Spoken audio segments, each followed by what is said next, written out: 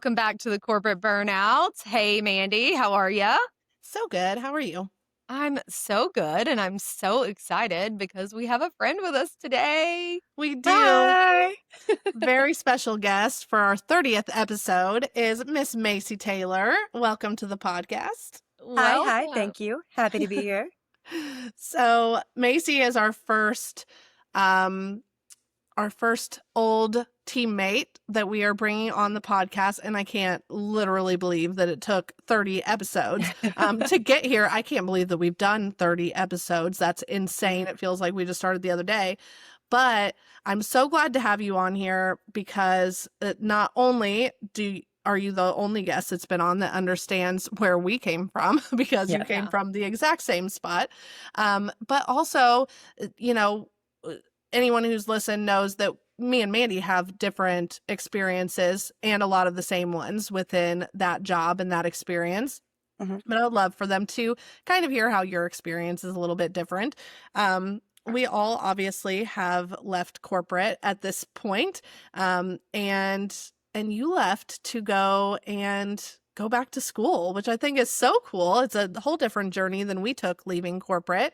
Yeah. And we would love to have you explain that. But to finish introducing Maci, Maci has 15 plus, I guess we'll say, years of marketing experience, a 4-year degree, and has worked for big corporations, small businesses, and has become a marketing consultant of sorts, and is now looking for her very perfect job setting to help nonprofits and other people with their events and PR and marketing and all those things, right?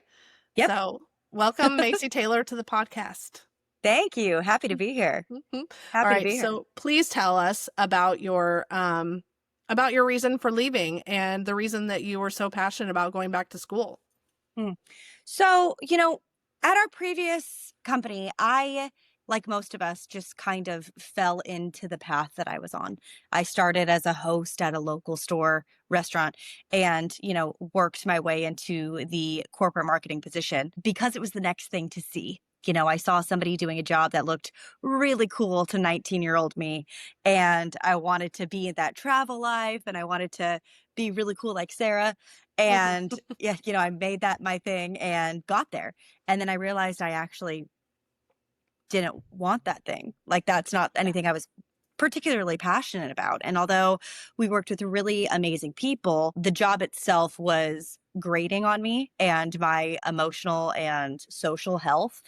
I, was traveling so much. I moved to a part of the region that I covered that only had a few stores that were drivable. So I was flying every week, and it got really taxing. And I realized that, it was actually around COVID that I realized that life didn't have to look the way it looked. Because we got the opportunity to live it at home for a minute Exactly. and have a Yeah. taste And I was of like, what everyone else experiences. It's like, Yeah. oh, this is nice. Like, Yeah. I like this routine thing. I like being able to wake up and go to the gym. What does that mean? Yeah. Seeing the inside of the 4 walls that you pay for every single month. Weird Grocery concept. shopping. I was like, what? I feel so fancy. Mhm. So that was the first wake up. And then, I did start kind of applying and looking for jobs loosely then. And I was hearing nothing. Now, I wasn't putting a lot of energy into it because I was still, working and all of my energy was towards the job. And then I was actually speaking with my cousin who is in a position that I would love to be in one day. She is a VP of a nonprofit in development and annual giving. And she told me that she went back to college and finished her degree at 32, which was the age I was at. And I said, really? Like, in my mind, she was always just this person who went to an Ivy League school and, it's just so admired the path that she went on because I assumed it, right? And she told me that no, her path was not the typical. And she said, the thing that really got me, she said, 4 years is going to pass and you're either going to have done this or not. And I was like, that's like a knife right there. yeah, I was like, well, okay. Well, and that's happened to me 10 times, and I still didn't do it. So I'm glad that I did. Yeah, and I was like, "Okay." And for me, finishing college, and I don't know if y'all remember all the times I would talk about this, anytime we did like a cold open or like, brainstorming, icebreaker situation, and people would say, "What would you do if you had all the money in the world?" Mine was always, "I'd finish my degree," like a Yeah. nerd. And I always wanted to, like it was a thing that I felt I had missed out on by my own choices, but I felt like I had taken a path that led me down a road that I could not get back to. Mhm. And that it was past the time. Now Yeah. too much time has passed. I can't do it. And so hearing that kind of switched that gear for me and made me think, huh, maybe, maybe I can do this. And then a little bit more time passed as I sat with that decision and thought about it. And then I met a girl at the dog park that told me that California, because that's where I live, offers free tuition for all in state residents up to 2 years. And I thought, what? Because my other issue was I didn't want to collect student debt. Mhm.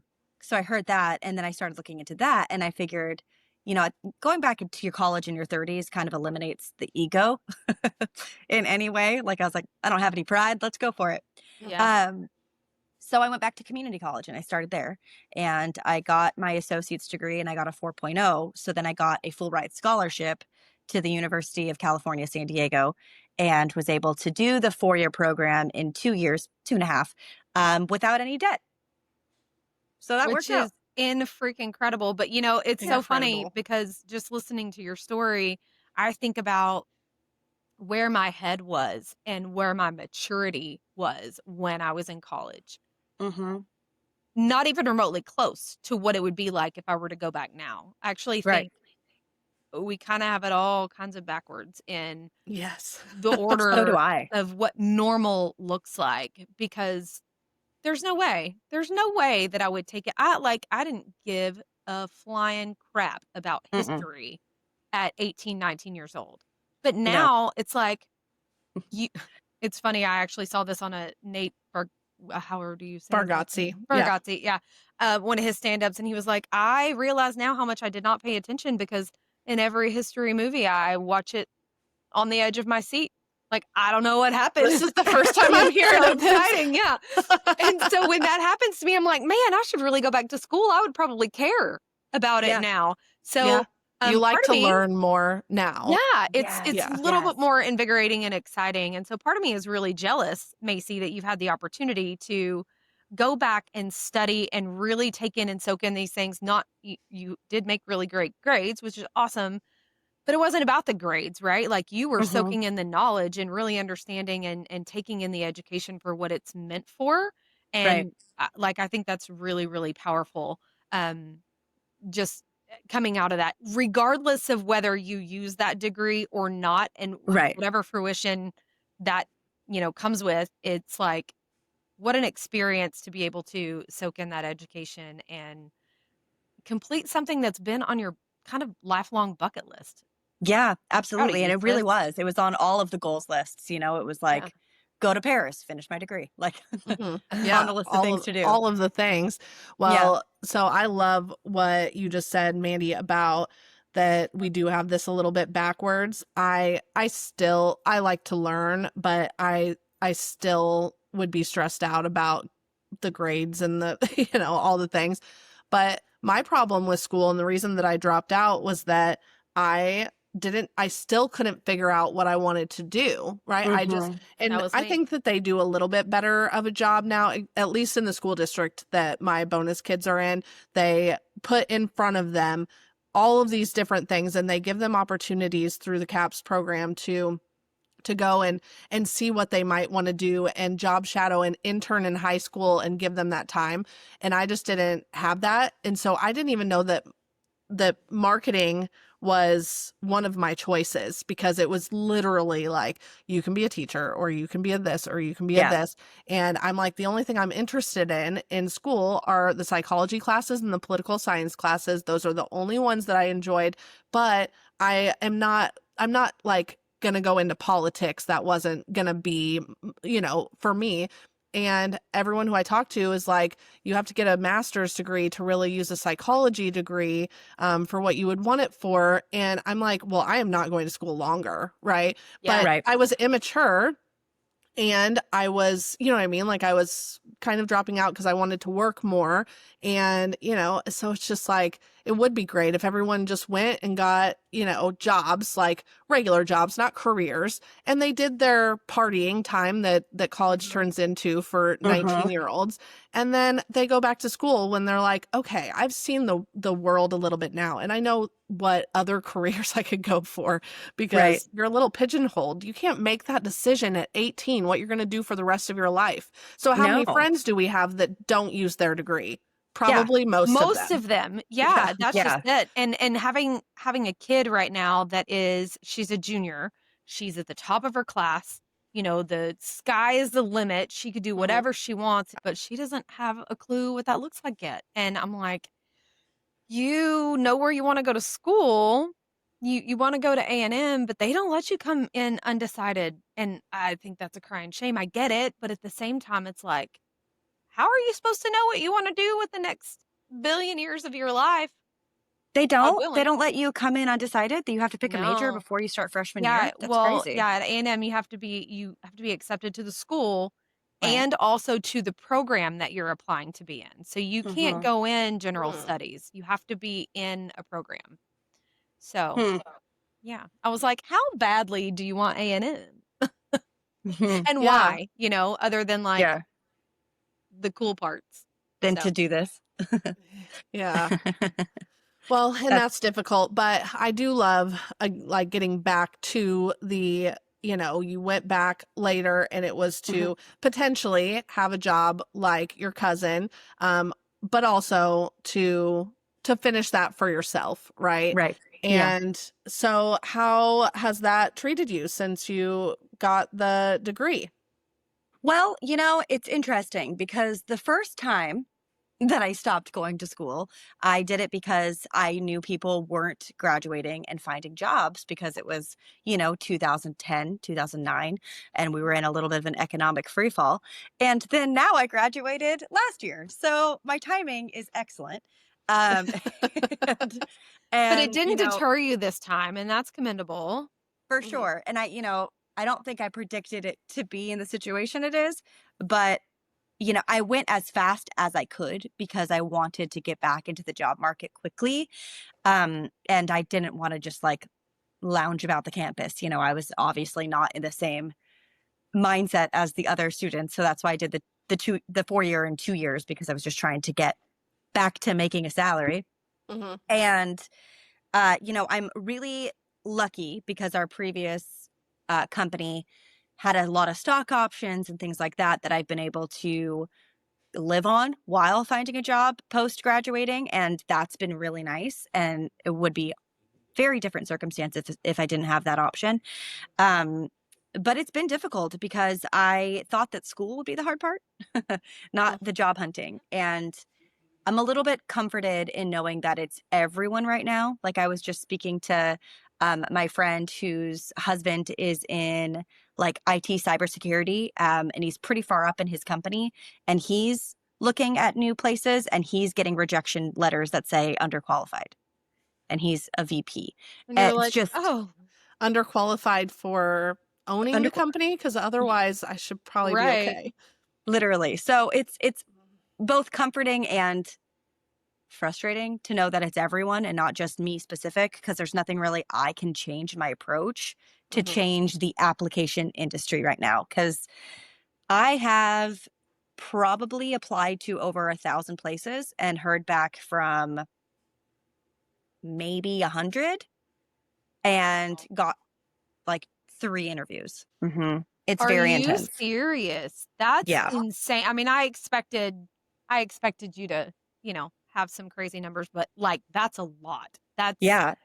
That's insane. I mean, that really tells me that even the people that are looking for people probably need people bad enough that they don't even have time to sort through their applications. Like, are you even contacting the people who are available to interview?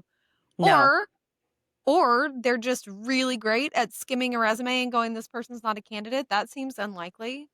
Well, from what I found is that they're using AI Yeah. to scan.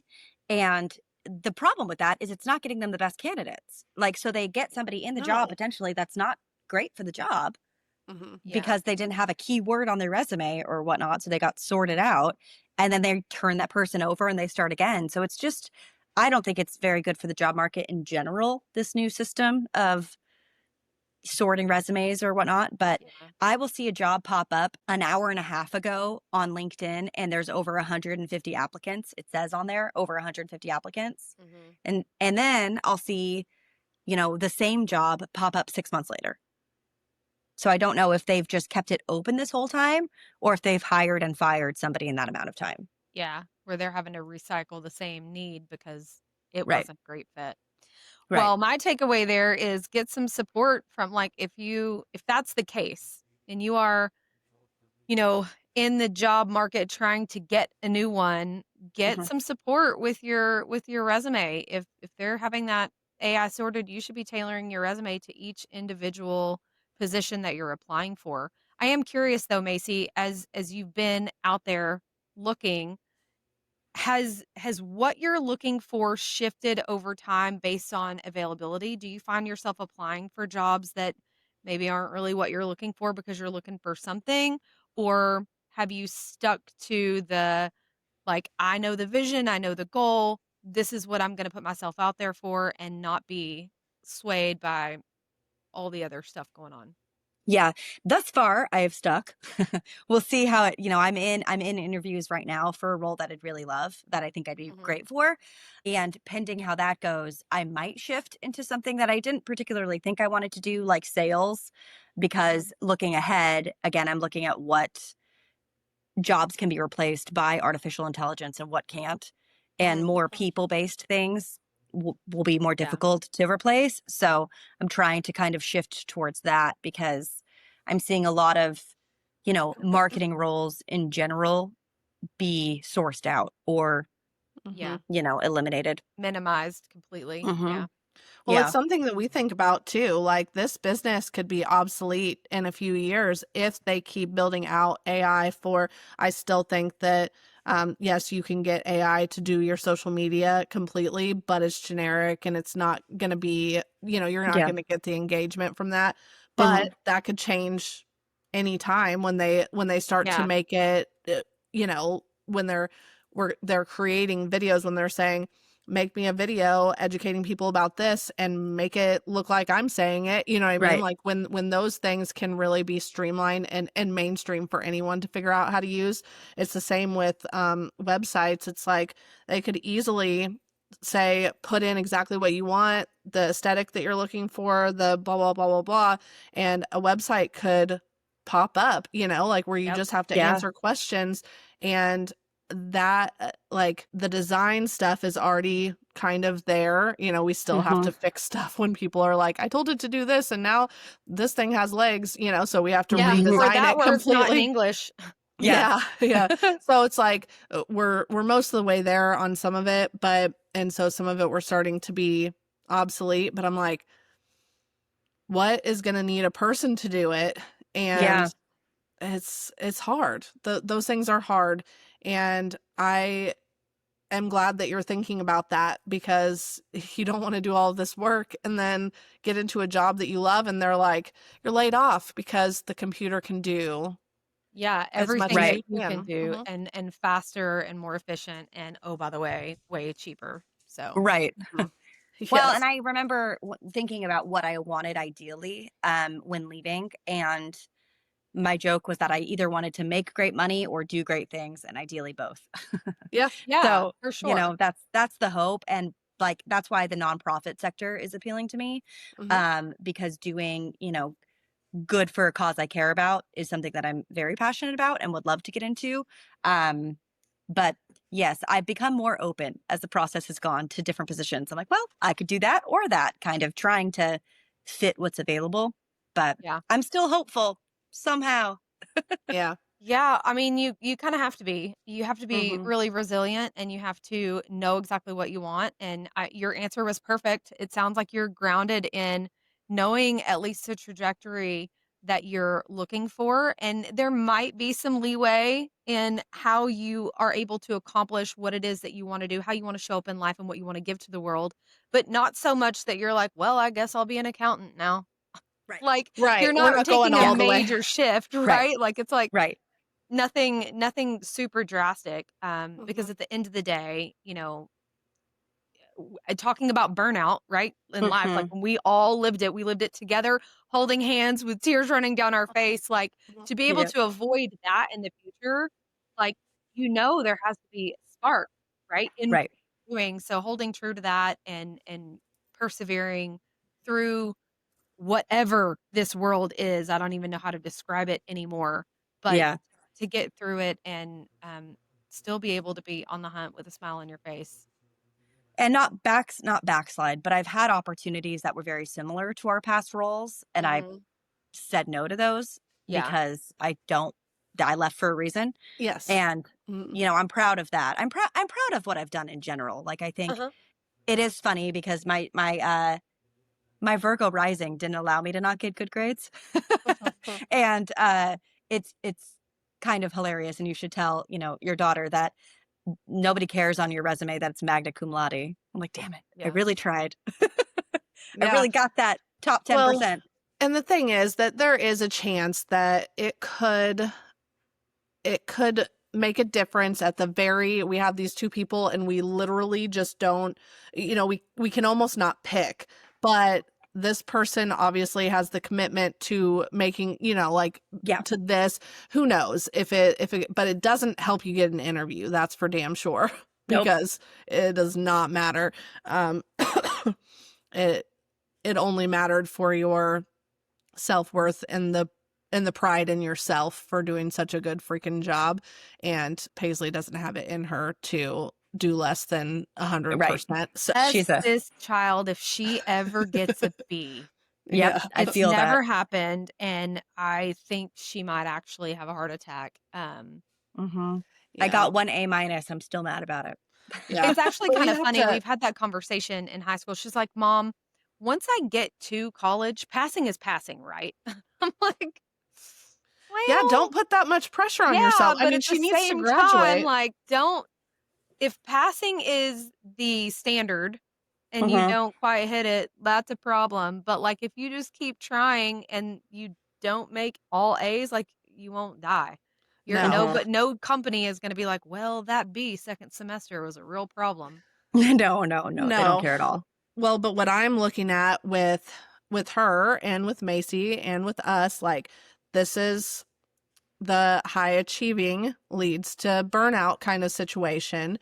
Yep. So she needs to remember the no marketing emergencies, no B emergencies. These things happen, and as long as you try your hardest and do what you're supposed to do, like it's all okay. But it's got to be hard as such a high achiever to sit here and go, it's not that everything was always easy, but, I've had a successful career and I went to school and that was really successful too. Yep. And it's got to like slightly just beat you down that this is hard, because it's like, what? They Yeah. said that you have to have a degree. They said that you have to have experience. I have so much of both. I have Like, both. just Yeah. hire me. How am Yep. I You'd be not your lucky. obvious choice? Hmm. Yeah. But Okay. that's Definitely. what makes me angry about this whole situation right now. Something else that makes me a little angry is a TikTok that I saw. I showed it to you too. And it was about this woman who says, my husband's over 40. He has been on, trying to get his resume out there and get a new job. And he Uh-huh. is an experienced worker with a excellent career behind him. And he has had 3 interviews that she said, or 3 interview processes, that she mentioned that are rubbing her the wrong way. And because it seems like he, through the interview process, had like a 5-step interview process. And one of the steps was to do a project Mhm. and, make it, he would take a week to make a deck and do a presentation to, 10 people, and they're all asking questions. And it's just promising. You're like, I killed this. Yeah. And then they just ghost you. She said the same exact thing has happened 3 times now, where he's done the good work. They're like, man, this is incredible. And I mean, this woman thinks that they're taking those projects that he made and for these hypothetical things that might happen at their company, and they're using them. They're using his awesome ideas and all the work that went behind it, and they're saying, "Bye. They're We don't basically pay you getting free anything." consulting because you were trying to get a job and they took your great ideas. Yeah, Mhm. that's crazy, and it would be very interesting if we heard of any cases where that was, like, proven, right? Like Right. And she's like, "This is fishy." But when you yeah, think about it, you're like, I mean, how many people ask us to consult on stuff? They don't need a full-time marketing person, but yeah. they do need consulting because they don't really know which way to go. And they're like, Right. we just need a plan to move our SEO forward. We just need a plan to start this drip campaign. And those are small things, right? These are Right. not big company changing things, but we would charge some money to work out those plans for them. But instead, they could have just said, "We are looking to hire a marketing person." Tell me what Um, you would do to make this better as an interview mhm, Mhm. question. yeah. And the person's going, "This is awesome. I'm going to show them how good I am at this because I am good at this." And then they're like, "That is good. All right. See you never," because we just took that and we applied it. And the next person that we interview will have another really great idea that we will compile all these really great ideas and never have to hire or pay any one of you for the job that you just did. It's Mhm. a lot. And this is crazy because I know I was already telling you this, Mandy, after seeing this TikTok, but I have a friend who literally is right there with you, Macy, out applying for jobs. And she recently had an interview to be an executive assistant. And after her first interview was given a project, like, let's see how you are in action. And after putting all the time and effort into this, and it almost like instilled a false sense of like hope, right? Like, oh, they're going to have me do this. Like, this is really promising. It's more, it feels like more than a second interview, right? Like, you're Mhm. giving me a task to complete, and I know that I'm going to nail it and I'm going to present it. And there's no way I don't get chosen. Yeah. And then only to be met with the thank you so much. You did a really great job. Unfortunately, we're going to go another direction. And it's like, how? What? Okay. Um, that letdown feels kind of out of the blue, out of nowhere. And who knows if that's really what companies are doing? Are they using these interview opportunities as free consulting? Or is it really that smart thing to do from a corporate perspective to see what they're really capable of before you bring them on? I mean, when I go back to our corporate days, you Mhm. guys traveled with us before we got hired, right? Mhm. Mhm. Like, we were all put on the job before we ever got paid for the job, so really in a similar way, they Yeah. did it to us too. We just got hired, so it You know didn't what's feel so like I was funny used. about that? It's so funny about that too because that happened it happens on a salary level, but not on an hourly level. Like, you can't have somebody Yeah, come in and do a stage in a restaurant and not pay them, and people often do pay them or they give them food or whatever not, but in an hourly level, that's, I think, maybe been legislated, whereas in salary it hasn't, and I wonder, I know that the hiring industry and companies are corporations are competitive with each other. And so I believe it was like Google that started doing like figure out this solve this equation, solve this whatever, brain teaser like thing to eliminate applicants. And then every, Tom, Dick, and Harry company was like, that's a great idea. I'll do that as well. yeah. And it's like, well, you're not Google. So, and you're not paying what Google pays. So Yeah. keep that in mind. Um, but also the free labor piece is really interesting. And I wonder what's going to happen to that in terms of the courts. Like, is anybody going to take that action because it's technically illegal to have people work for free? I don't Well, know. that was kinda my point, like, is there any proof to suggest that this is a loophole that corporations are using to get the ideas? Yeah. Or is it, kind of a cynical assumption that the people doing these projects are like, "I'm being taken advantage of. Like, do I really wanna." And that just goes to show you, like, you should always put your best foot forward in an interview, right? But, like, don't Hmm. give away your best ideas for free. Don't be Right. dumb. keep something in your pocket so that if and when you get the job, you have something really valuable to add as an actual team member. Absolutely. Yep. For sure. And in the comment section of that post, people were like, I have had this happen to me. I don't Mhm. know. I'm not sure that it was in a mean way, but like I've done all the work and not gotten hired. And it's like I was killing it. So they have started to put a watermark on every single page of their stuff. But it's like, I mean, with the ideas on there, people could remake a Yeah, thing. Right. because you're still giving away the concept. Yes, Right. but some people have had people sign an NDA when they're in this interview process. And because this is happening, again, I don't know if companies are um, manipulating the system or if this has just become a practice of we want to see what their work is like. I don't want to just take your word for it that you have this experience and call a reference or two. I want to see how your brain works. And the thing is, I don't see a problem with trying to figure out how someone's brain works, but Yeah. a whole week of putting together a full strategy, we all know that's a lot of freaking work. Yeah. And to not get paid for it is fine if you get the job. If you don't, it's a big problem. So Yeah. I don't know if this is a bad deal, but I think that there should be something in line to say you can't use this Yeah, there's if gotta be some if you don't parameters hire around me. that. Right. I don't know. It'll probably So come out in 10 years Yep. because that's how behind we are with. Yeah. mhm. No, you're exactly right. Well, and that leads me to thinking, this is just per like what we've talked about in the past and things, and setting your own boundaries once you do get a role. I think it's interesting, and I wish somebody would have told me this when I was just starting out, to not go into your first day or first job at 100% effort, which sounds like counterintuitive because we're all very go-getter, high Mhm. achieving people. But when you go in at 100%, there's nowhere to go from there. And the bar is now expected at 100%.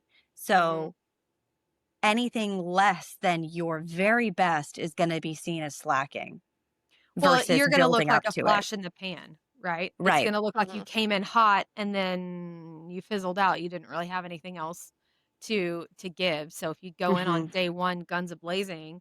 And the other thing too, and I think we probably were all told this. I don't know that we all heeded this, but when you first start a new job, you gotta listen more than you talk. You gotta learn more Uh-huh. than you teach. You gotta, go in softly because you will find that while you probably have a whole lot to offer this company, if you will shut up long enough and learn long enough, you will find the magical way to apply those things that Hmm. only you can do, right? Which is exactly why fit for a role, right? Because you bring something to the table that is unique.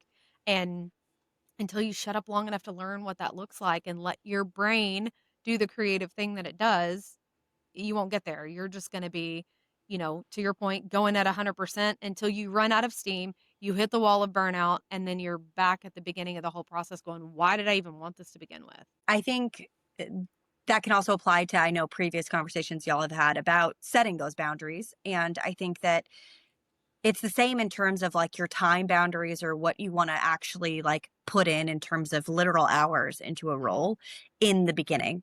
Because if you go in hot and you're excited and you still, if you're me, you're going to have a learning curve because everything is going to take some time to become an expert in the field you just got into or the role.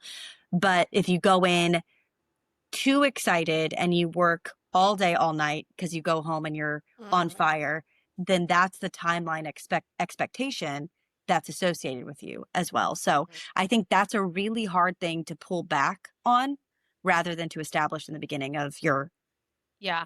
We priorities. actually just talked about this last week, Mhm. maybe the week before, where it's like, how do Yeah. you how do you set a boundary 5, 10 years down the road of Right. that's Yeah, after you different than set the precedent. where you've Mhm. Right. already been performing? Like, that's Yeah. Mhm. very difficult. Yeah. So really smart if you're going in, like, pace yourself. Mhm. Hmm. Yeah, pace yourself. And I think that some people might see that as setting the bar low. And I just completely disagree because Yeah. we have all jumped in because we wanted to prove ourselves really fast, especially jumping into a successful team. You don't want to look like the weak link, right? And then you've set that bar crazy high, almost unattainable for you, definitely unattainable for yourself on a regular basis, and Yeah. definitely forever. And again, you're setting a precedent that can be undone over time, I believe. But what you're watching is these other people who are they're expected a lot less of, but just as much respected. Okay. Mm-hmm. So because that's the big problem with it, is not that I think that they deserved less respect than me or any of us, but they they just did it right. Like we just tried to go at 100 Yeah. and burned ourselves out, and they're just over here like, this is pretty great. Like, I'm doing the job that I love. I got the respect. I got the, like accolades, whatever you need out of it. But they're not having things piled on them because they came in saying, I can do anything. I'm good. Like, Yep. this is Yeah. what you'll get from me 100% of the time. It's Right. unattainable. But they maintained speed. Yes. Exactly. Our Mhm. situation was you come in with your foot on the gas pedal doing 120, and then you run out of gas and all of a sudden you're doing 12, and it's like, "Hey, Mm-hmm. that's a problem. We're gonna need you to pick this up." Like, "Yeah, hold Mhm. on. Hold on. I gotta catch my breath for a second." And just having that willpower, that maturity, Mm-hmm. that it's like Mhm. emotional intelligence too, to know like just because you have it right now doesn't mean that it's sustainable to start at this pace. Like you Mhm. really do have to pace yourself, be the pace car that says, nope, this is the speed that we go the entire race, Mm-hmm. not the starting and stopping, because that's where you look really discombobulated and Yes. unreliable, Mhm. and it's really hard to change what that speed limit looks like, if you will, Yep. staying on metaphor. Yeah. No, you're completely right. You're completely right. So, something else I'd like to talk about with this is, so we know that the AI reading the resumes is just shooting people in the foot, shooting the companies in the foot just as much Mm-hmm. as shooting the applicants. And so that just sucks. And you can't take it personally, Right. obviously, but it still is going to wear on your mental health to be in a job search for this long period of time when you know you have so much to offer. Mm-hmm. Like, tell us how you've been dealing with that and what gets you, through all of that. Well, like y'all, I went hard, fast, didn't live, all of those things for years. Mhm. And so I'm trying to keep perspective of during this time, although there is the negative side of feeling kind of unmoored or aimless at the moment, that I have time to enjoy my life for a minute. And I don't know if I'm going to be in a Yes. zone like this again Mhm. until retirement. So I'm trying to make the best of it and calling it fun employment and Mhm. trying to do all of the things, Mhm. because again, a few of my friends also are in similar predicaments, also in marketing. So that's what makes me think, maybe it's an Yeah. industry thing. Maybe we should Yeah. Uh, shift. yeah, but we're trying to, explore the city we live in and do fun things and make routines and, have that kind of enjoy what I can from the experience. That's number one. And Yeah. then the second thing would be to have a routine for myself is hugely important because of my, neurodivergence. It is absolutely necessary for my mental health to be able to do the same thing every day and have a routine. Mhm. So that's been important. A lot of, physical activity as well, again, to keep myself sane. And yeah, just keeping my skills sharp while I am job hunting. I'm continually looking at things, editing things, doing projects. I'm doing social media management for other companies and things like that on the side, which Mhm. gives me the little hits of accomplishment Yeah. that Getting give that you that. dopamine. Yeah. Mhm, Mhm. exactly. So that's been helpful as well. And then, just talking to my friends about it. Like when it's getting to the point now where I'm like, okay, it's time. Now I'm ready for my next role. It's time. Yeah. And when it is starting to affect my confidence, absolutely. And reaching out and talking to your network about that, because I think that's the biggest difference and factor in this crazy job hunt world where there are 100 applicants in an hour. It's finding your network. Yeah. It's who you know rather than what you know. Mhm. Absolutely. So reaching out to people that I want to emulate their career path and asking how they got there and making those contacts has been a huge step. Yeah, that's amazing. I want to go back to one of our first episodes. We talked about networking and networking for finding a job, networking for promoting a business or just to get more clients, whatever. And I think, especially for someone like you, some people, their resume is going to look better than their personality and experience, right? Like Hmm. people lie, people, jack Yeah. up their resumes and then have a lot of interviews and never get a job. But someone like you, I still think it's so important to get out there and spend your time at any networking group that will let you show up, because the more people who know Maci Taylor, like the Hmm. more I can't even begin to describe the amount of people who have shown up like, I'm looking for my next adventure at Hmm. networking. They're like, me as this person, I used to do this, but I am looking for the next thing. I'm looking for something in PR, in fundraising, in nonprofit space, Hmm. whatever Yeah. exactly you're thinking. And so when they hear somebody talking, I can't tell you how many people are asking, "Do you know anybody who would be good for this type of job?" And because a lot of people don't, especially smaller businesses, they don't want to do AI to look for the resumes. They want to Hmm. hire somebody who fits, who makes sense, who has the experience and the, social skills and The everybody whole who pack. meets you. Yes, everyone who meets you loves you, and you just need to find as many Thank you. people to put your name in their mouth. And it might not be always giving you contacts for the exact perfect job for you, but I know that you could find the perfect thing. And any of our listeners who are like, I have been trying to jump ship forever and I'm still stuck in this job because I can't even get interviews. It's like, get out there and network. Hmm. Literally go to any kind of happy hour, any type of, and just get to know people and be like, I'm looking for my next thing. If you know Yeah, anyone in marketing, please send them to me, because you got to get a foot in the door with exactly. somebody making a decision too. These hiring managers are flaky as hell, it sounds too, Hmm. Yeah. like, Well, and they're also inundated. They don't want to go through 1,000 applicants. So, mhm, they just pick the person they know or mhm, yep, use whatever tool they Yeah. can to sort through the numerous people because they don't want to do that work either. So, mhm, It yeah. makes sense. Well, what I think is really cool about what you just said is, having all lived the life together where we really, really committed to our jobs and were inundated with it, is that one of the ways that you are staying afloat mentally is by continuing to keep the perspective of the fullness of the life that you live. It's not all about mhm, the work, and Right.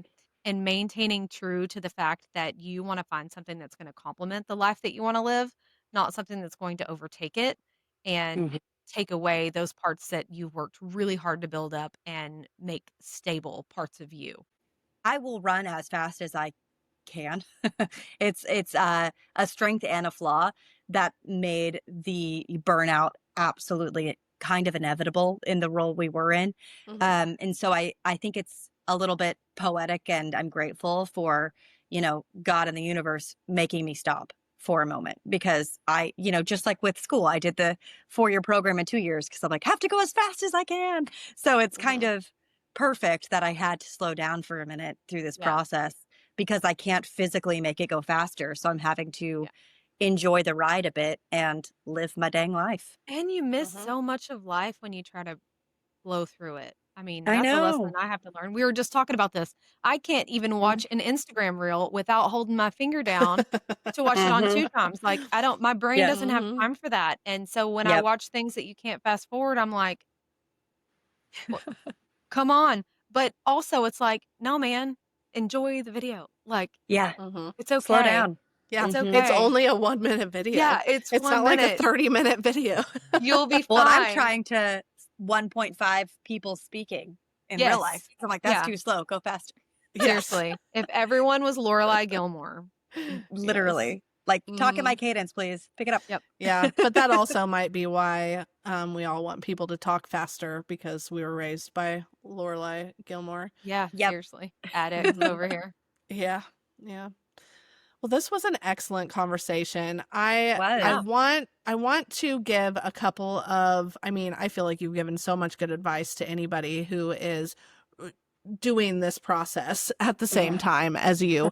Mhm. But I definitely wanted to go through a few things that people can do to make sure that this doesn't break them during this Mhm. time, Mhm. because again, it can smack you in the face when you're like, I always succeed, what is happening? It's like, no, you're still going to succeed, we just have to get there. Yeah.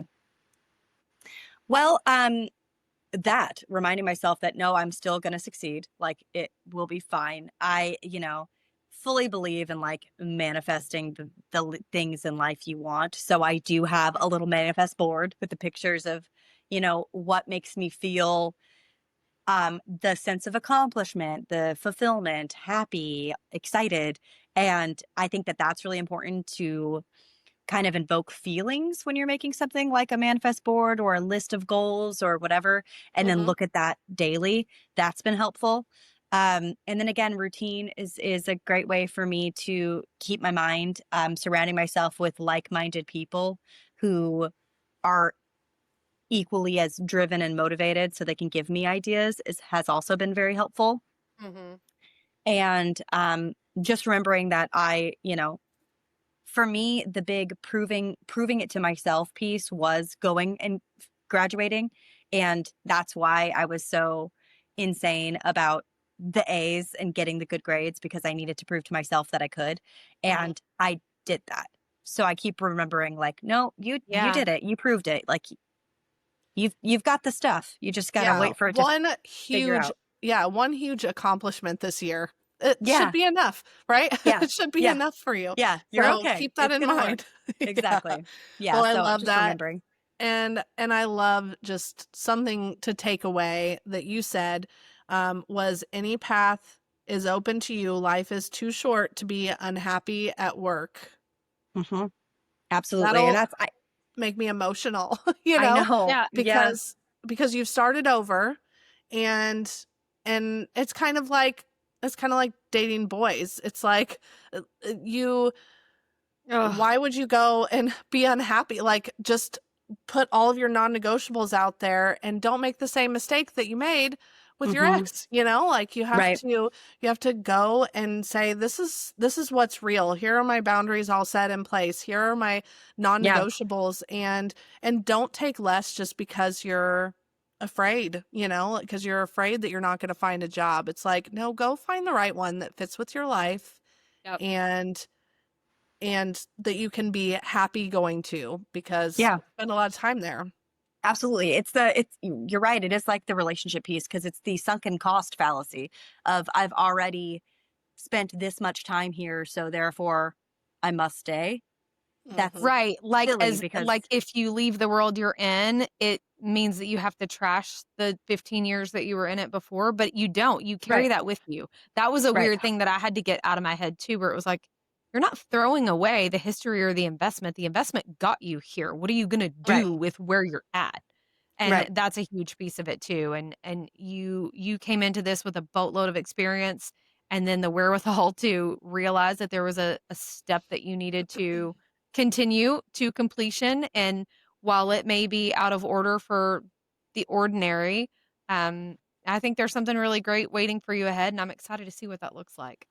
Thank you. Me too. Me too. I'm excited, and I always wanted the path that I'm on, and I'm happy that it's actually working out, and I know it's gonna continue to work out, and then I'll Yeah. come back Mhm. on and tell y'all about it when it does. Yes. Yes. We can't wait to hear it. Thank you so much for joining us because, of course, we just love having your energy on here. And, Yeah. but also, I think that this is something that probably a lot of people are having trouble talking about, you know? Absolutely. Yeah. And some people will make light of it on TikTok and they're like, we graduated from college 2 years ago and now we're just making TikTok dances for a living. Yep. Like it's just, everybody's going to find their way, but it shouldn't be a shameful thing. This is what the way No. the world is, Yeah. Yep. hopefully people take something from it. And that is nice to remember. It's everyone right now. So we're all just Yes. kind of making our way through it, and this time will pass and it will get easier, but it's not just you. If you're struggling in the job market, it's everyone in the job market. VP Yeah. level down below, everyone. Yeah. Yeah. Mhm. Well, thank you so much for joining us, Maci, and I can't wait to Thank have you back you. on to share a success story from all of your Yay. experience. Um, Otherwise, we will see you guys next week. Yes. Thank you. Bye, everybody. Bye. Bye.